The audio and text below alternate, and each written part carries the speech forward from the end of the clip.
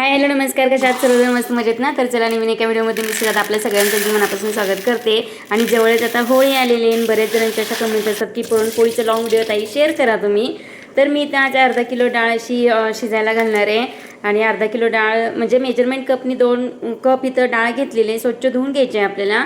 आणि इकडे एका साईडला गॅसवरती मी पाणी उकळायला ठेवलेलं, त्याच्यामध्ये थोडीशी हळद, थोडंसं मीठ आणि थोडंसं तेल घालून ती जी काय डाळ धुतलेली आहे ना, तर ती कुकरला आपल्याला शिजायला लावून द्यायची. तर डाळ शिजेपर्यंत इथं मी जे काही आपण कणिक वगैरे मळतो ना, तर याचीच तयारी करते. तर 2 मेजरमेंट कप आहेत ना, तर मी गव्हाचं पीठ घेतलं आणि 1 मेजरमेंट कप आहे तर मी मैदा घेतलेला आहे. आणि बऱ्याच जणांच्या कमेंट असतात की फक्त मैदाच वापरताय, तर मैदा अजिबात वापरत नाही मी जास्त. फक्त 2 वाटी जे काही पीठ घेतलं ना आपण गव्हाचं पीठ, त्यासाठी 1 कप हा मैदा घेतलेला आहे. आता पाणी वगैरे अगोदरच उकळायला ठेवलेलं, त्याच्यामुळे कणिक मळायच्या अगोदरच इकडे गॅसच्या ज्या काही कुकरच्या शिट्ट्या वगैरे आहेत ना, तर त्या झालेल्या आहेत. आणि पिठामध्ये मी थोडंसं मीठ वगैरे घातलं चवीनुसार. आणि त्याच्यानंतर आपल्याला थोडंसं पाणी घ्यायचं आणि त्याच्यामध्येच हळद टाकून घ्यायची, म्हणजे कलर पोळीला एकदम छान येतो. तर मी इथं पाण्यामध्ये थोडीशी हळद टाकून घेतलेली आहे. आता पुरणपोळी म्हटल्यानंतर प्रत्येकजण अशाच करत असतील किंवा प्रत्येकांची पद्धत थोडीशी वेगवेगळी असू शकते. तर मी तर या पद्धतीने पुरणपोळ्या वगैरे बनवते आणि छान पण होतात. आणि तुमच्या कमेंट पण येतात की काही पुरणपोळी तुमची छान आहे, तुम्ही सुगरण आहात पुरणपोळी वगैरे करायला. पण तसं काही नाही, सगळ्या जणी सुगरण असतात. तर कणिक आपल्याला जास्त चुरून मुरदूर अशी घ्यायची जर नसेल ना, तर फक्त आपण जी काही चपातीला कणिक मळतो त्याच प्रकारे कणिक मळून घ्यायची आणि ती फक्त एक 5 ते 10 मिनिटं पाण्यामध्ये भिजायला ठेवायची. एकदम सॉफ्ट आणि एकदम मऊ लुसलुशीत होते. आणि इकडे माझी थोडीशी तयारी करेपर्यंतच इकडे आहे ना, कणिक मी 10 मिनिटानंतर लगेच बाहेर काढले. आणि एकदम मळायला पण लागत नाही, जास्त जोर पण द्यावा लागत नाही, काय नाही, एकदम सॉफ्ट अशी कणिक झालेली आहे बघा इथं. तर तुम्ही कोणत्या पद्धतीने पुरणपोळी वगैरे बनवता किंवा कणिक वगैरे भिजवता, तर नक्कीच कमेंटमध्ये सांगा मला. आणि कधीही घेताना फक्त गव्हाचं पीठ घेताना अगदी पूर्ण मैदा कधीच घ्यायचं नाही, कारण मैद्याची पुरणपोळी मला बनवताच येत नाही. पण बऱ्याच जणांच्या अशा कमेंट असतात की तुम्ही फक्त मैदाच वापरता आणि मैद्याचीच पुरणपोळी बनवता. पण मी आजपर्यंत कधीसुद्धा पूर्ण मैद्याची पुरणपोळी बनवली नाही आहे. फक्त इथं 2 वाटी कुठलंही मेजरमेंट घ्या तुम्ही, 2 वाटी जर गव्हाचं पीठ घेतलं ना, तर 1 वाटी त्याला मैदा घालायचा. मग त्याच्यामुळे छान होतात, सॉफ्ट होतात.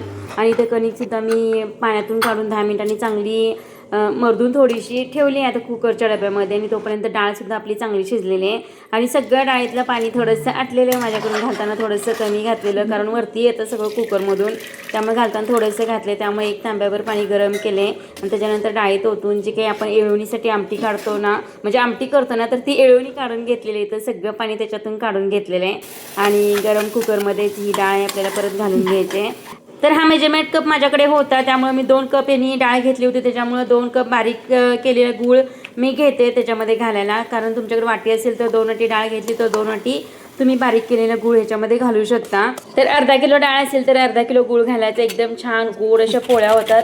आणि इथं सुंठ घेतली आहे, थोडीशी जायफळ वगैरे घेतले, कारण मग सुंठ आणि जायफळ घातली की टेस्ट छान येते पुरणपोळीला. आणि त्याच्यानंतर वेलची पूड वगैरे पण असेल तर आपण थोडीशी घालू शकता. तर जोपर्यंत आपलं पूर्ण पाणी गुळाचं पाणी जे असतं ना आटत नाही आहे, तोपर्यंत आपल्याला हे हलवत राहायचं आहे. थोडंसं झाकण लावायचं, कारण त्याच्यात टिपके टिपके ना सगळीकडे उडत असतात, त्यामुळे चांगला चटका बसतो त्याचा. मग थोडंसं झाकण झाकून वगैरे असं हलवून मस्तपैकी पाणी आटवून घ्यायचं आहे.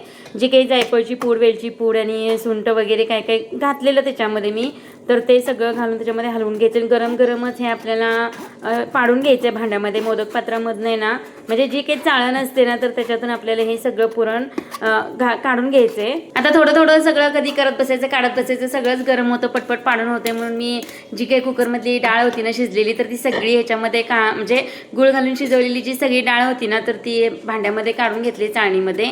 आणि सगळीच आहे ती अशी पटपट पटपट बारीक करून घेते. तर उभारून काही जास्त जोर लागत नव्हता, म्हणून बसून पटकन असं हे पुरण करून घेतलेलं आहे सगळं. फक्त सगळं संपत आल्यानंतर बसलेली सगळी डाळ आहे, तर ती उभारूनच मी पुरण पाडून घेतलेलं. थोडंसं राहिलं होतं, त्यामुळे थोडंसं खाली बसले. त्याच्यानंतर आहे ना सगळी डाळ इथं पुरण पाडून घेतलेलं आहे, म्हणजे चाळणीमधून. आणि थोडीशी मोठी मोठी डाळ होती, तर ती थोडीशीच राहिलेली अगदी. आणि छानपैकी इथं आपलं पुरण सगळं तयार झालेलं आहे. तर पुरण आपलं जास्त घट्ट पण झालेलं नाही आणि पातळही झालेलं नाही, अगदी व्यवस्थित झालेलं आहे. गरम गरम आहे त्यामुळे थोडंसं पातळ वाटतंय, पण 1-5 मिनिटं झाल्यानंतर हे सगळं पुरण असं घट्ट होतं. तर इथं कणिक आणि पुरण एकदम परफेक्ट झालेलं आहे. आपलं कणिकसुद्धा किती सॉफ्ट झाली बघा, आणि पुरण ही एकदम छान झालं आहे, एकदम मऊ लुसलुशीत झाले. आणि अगदी ओठाने सुद्धा अशी तोडून पोळी खाते ना, तर तशा प्रकारे अशी मऊ लुसलुशीत पुरणपोळी होते येतं. आणि होळी आता जवळच आली, 1-2 दिवसामध्येच होळी आहे. तर म्हटलं चला आपल्या मैत्रिणींशी जरा पुरणपोळीचा व्हिडिओ शेअर करावा, म्हणून मी थोडंसं आजच इथं डाळ वगैरे शिजायला घातली आहे. आणि जे काही होळीची थीम होती ना, कलर वगैरे पण होते माझ्याकडे, थोडीशी रील वगैरे काढूया म्हटलं, म्हणून प्लेटमध्ये असे सगळे कलर वगैरे घेतलेले आहेत. आणि छान अशी रील वगैरे पण मी आपल्या चॅनलवरती अपलोड केलेली आहे, जी काही होळी स्पेशल पुरणपोळी आहे त्याची. आणि तर बघा पुरणपोळी म्हणजे एकदम इझी लाटली तरी किती छान लाटली जाते. आणि तर जास्तीत जास्त आमच्या इकडे तेलाच्याच पुरणपोळ्या बनवल्या जातात, पिठाच्या जास्त काही बनवल्या जात नाही, त्यामुळे इथं तेलाच्याच पुरणपोळ्या केलेल्या आहेत. आता मला केळीच्या पानावरती सुद्धा पुरणपोळी करायला खूप आवडतं. बघू आता जर मिळालं केळीचं पान मला, तर मी 1-2 दिवसामध्ये ती सुद्धा पुरणपोळी करणार आहे. आणि पहिली पुरणपोळी आपली नसतीच असं म्हणतात ना, कारण पहिल्यांदाच कितीही जर आपण सुगरण असलं केलं तरी पहिली पुरणपोळी हे तुटतेच थोडीशी. आणि तुमची तुटते की नाही नक्कीच कमेंटमध्ये सांगा मला, कारण माझी सुद्धा पुरणपोळी इथं थोडीशी तुटलेली आहे आज. आता तेलाच्या पुरणपोळ्या जास्त फुगत नाहीत, पण टेस्टला एकदम भारी लागतात.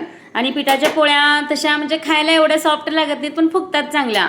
तर त्यामुळं पिठाची पुरणपोळी खूप छान फुगते, तेलाची थोडीशी कमीच फुगते, पण कधी कधी फुगतात तेलाच्या पुरणपोळ्या सुद्धा. मग माझी आज थोडीशी फुटली ना पुरण जास्त झाल्यामुळं, त्यामुळं ती थोडीशी जास्त फुगलेली नाही आहे. आणि ही जी काही तुम्हाला पुरणपोळी आहे ना, तर सगळ्यांनाच आवडते लेयर्सवाली पुरणपोळी. तर ही पण खूप छान होते. कणिक पण एकदम पातळ आहे, मैदा तर अजिबात नाही. आता तुम्ही व्हिडिओमध्ये बघितलेच मी मळताना कणिक वगैरे कशी मळते, तर एकदम कागदासारखं एकदम लुसलुशीत असं हे जे काही पीठ आहे ना, तर तसं झालेलं आहे. त्याच्यामध्ये सुद्धा करण्याची पद्धती वेगवेगळ्या असतात, फक्त पुरणपोळी खायला टेस्टला एकसारखीच लागते. आता मधल्या लेयर्स वगैरे कच्च्या राहतात का काय असं पण म्हणणं असतं तुमचं, पण तसं काही होत नाही, कारण पुरण आणि कणिक सगळीकडेच मिक्स झालं म्हणजे होत आहे. त्याच्यामध्ये घातल्यानंतर लेयर्स वगैरे अशा काही पडत नाहीत, फक्त ते जरा करण्याची पद्धत वेगळी, जरा वेगळं काहीतरी बघितलं की करण्याला जरा हुरूप येतो, म्हणून अशी पुरणपोळी काही थोडीशी मी करत असते. कारण बघणाऱ्याला मग जरा वेगळं काहीतरी वाटतं, मग आपण तरी त्या पद्धतीने ट्राय करावी पुरणपोळी, म्हणून साधी का होईना तरी ते पुरणपोळी करायला जातात. त्यामुळं मी अशा पद्धतीच्या पुरणपोळ्या थोड्याशा शेअर करत असते तुमच्याशी. तर ही आज बनवलेली फक्त 3 लेअरचीच पुरणपोळी बनवली आहे. ह्याच्या अगोदर मी 5-5 लेअरच्या सुद्धा पुरणपोळ्या बनवलेल्या आहेत. आता बघूया वेळ मिळाल्यानंतर ती सुद्धा करेल, पण आज 3 लेअरची पुरणपोळी थोडीशी शेअर केली तुमच्याशी. तर एकदम मस्त होतात आणि छान होतात आणि फुगतात सुद्धा. आता ही पुरणपोळी छान फुगली माझी. तर इथं पूर्ण पोळपाट भरून पुरणपोळी लाटली आहे बघा, आणि एकदम छान सुद्धा आलेली आहे आणि तुटली वगैरे अजिबातच नाही आहे. आणि किती लाटेल तेवढी मोठी लाटली जाते. टाकताना थोडासा प्रॉब्लेम येतो, मोठी पुरणपोळी झाली की मग टाकायला थोडंसं अवघड जातं. छोट्या छोट्या केल्या की फुगतात छान वगैरे, आणि मोठ्या केल्या की मग जास्त फुगत नाहीत, आणि पलटताना किंवा मग टाकताना वगैरे थोडंसं वाकड्या तिकड्या पडल्या जातात. तर तुम्ही कशाच्या पुरणपोळ्या बनवता ते सुद्धा नक्कीच कमेंटमध्ये सांगा. पिठाच्या बनवता की तेलाच्या पुरणपोळ्या बनवता, आणि खायला सगळ्यात जास्त पुरणपोळी कोणती आवडते, पिठाची आवडते की तेलाची पुरणपोळी आवडते, ते सुद्धा नक्कीच कमेंटमध्ये सांगा मला. तरी खूप मोठी पुरणपोळी झाली आहे तरी सुद्धा छान फुगलेली वगैरे, आणि तूप वगैरे लावून अशा खाल्ल्या ना तर टेस्टला एकदम भारी लागतात. आणि तेलाची पुरणपोळी असं वाटतं की खूप तेल आहे वगैरे, पण तेल पिठाच्या पोळीपेक्षा सुद्धा तेलाच्या पुरणपोळीला तेल कमी लागलं जातं, कारण आपण फक्त एकदाच तेल लावतो, त्याच्यानंतर वरून काही लावत नाही, फक्त तूप वगैरे पाहिजे असेल तर वरच्या साईडनं आपण लावतो. पण पिठाच्या पोळीपेक्षा सुद्धा तेलाच्या पुरणपोळीला तेल कमी लागतं, फक्त ते दिसताना तुम्हाला जास्त दिसतं कारण तेलकट असतंय म्हणून. कारण पिठाच्या पोळीला पण 2 वेळा आपण तेल लावत असतो, तूप लावत असतो, पण तेलाची पुरणपोळी खायला कधीही चांगली. एकदा नक्कीच ट्राय करा तुम्ही.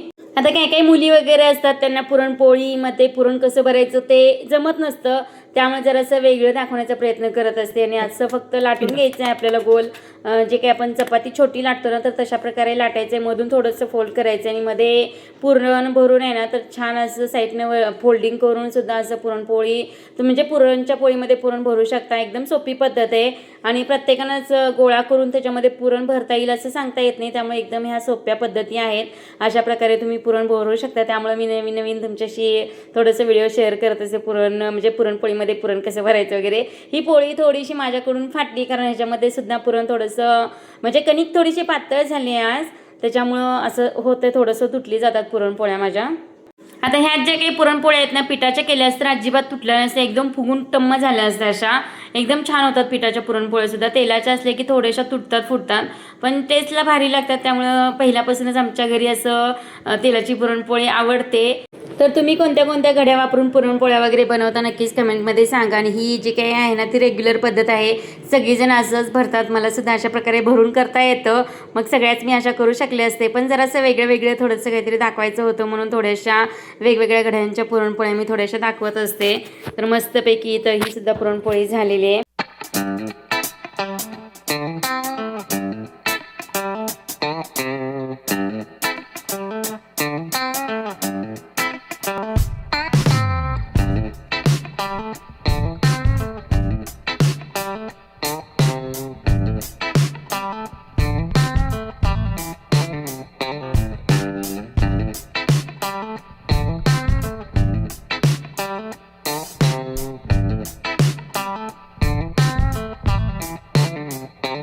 तर चला मग आज सुद्धा नवीन 2-3 प्रकारच्या घड्यांच्या अशा पुरणपोळ्या दाखवलेल्या आहेत. नक्कीच ट्राय करा. आता येणाऱ्या होळीच्या सणामध्ये अशा पुरणपोळ्या तुम्ही सुद्धा नक्कीच ट्राय करा आणि कशा होतात ते सुद्धा सांगायला विसरू नका.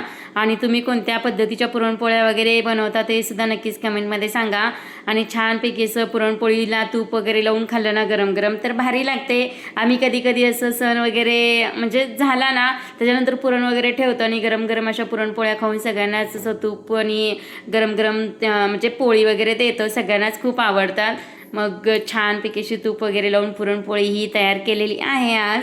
तर ही माझी पद्धत तुम्हाला सोपी वाटते की अवघड वाटते ते सुद्धा नक्कीच कमेंटमध्ये सांगा. आणि व्हिडिओ पाहिल्याबद्दल मी आपल्या सगळ्यांचे अगदी मनापासून धन्यवाद मानते. आणि व्हिडिओ जर का आवडला असेल ना तर जाता जाता लाईक मात्र करत जावा. लाईक करायला विसरता आणि कमेंटसुद्धा करत जावा म्हणजे मला थोडंसं समजेल की बाबा हा तुम्हाला पुरणपोळ्या आवडतात की नाही अशा पद्धतीच्या वगैरे. तर नक्कीच कमेंटमध्ये सांगा. तर छानपैकी आज आमचा पुरणपोळीचा थोडासा स्वयंपाक झालेला आहे. चला भेटूया अशा छानशा सोप्या सुटसुटीत व्हिडिओसोबत. बाय.